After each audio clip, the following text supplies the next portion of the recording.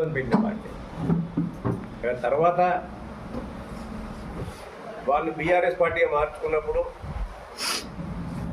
వారు భారత రాష్ట్రం అంటే మరి జాతీయవాదం కూడా పెట్టినట్లుంది. ఎందుకంటే అప్పుడు మహారాష్ట్రలో ఒక శాఖను ఏర్పాటు చేసి అక్కడ కూడా అధ్యక్షుడు పెట్టడం జరిగింది.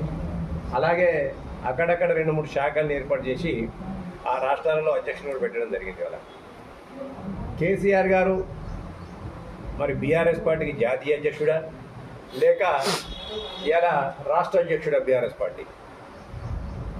ఈ రెండింటి మధ్యలో వాళ్ళు తేల్చుకోవాలి.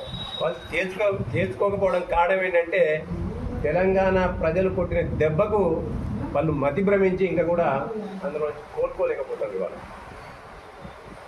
ఇది జాతీయవాదమా ప్రాంతీయవాదమా లేదా టీఆర్ఎస్ పార్టీ బీఆర్ఎస్ పార్టీ వాళ్ళని చెప్పి ఇవాళ హైదరాబాద్ నుంచి కేసీఆర్ బయలుదేరే ముందు తెలంగాణ ప్రజలకు స్పష్టత ఇవ్వాల్సిన బాధ్యత కేసీఆర్ గారి పైన ఉందని చెప్పి నేను భావిస్తున్నాను. వీటికి సమాధానం చెప్పినాకనే ఆయన వరంగల్కి బయలుదేరాలి. ఎందుకంటే తెలంగాణ ప్రజలను ఎప్పటికీ మోసపుచ్చరు. టీఆర్ఎస్ పార్టీ మీద కాకమ్మ కథలు, పీట కథలు, అన్ని కథలు చెప్పి ఇలా అధికారంలోకి వచ్చిన తర్వాత ఈ ప్రాంతాన్ని దోచుకొని తిని ఇవాళ ప్రజలను ఎట్లా వంచారో ఆ వంచనకు గురైన ప్రజలందరూ కూడా మీకు తగిన గుణపాఠం చెప్తుంది.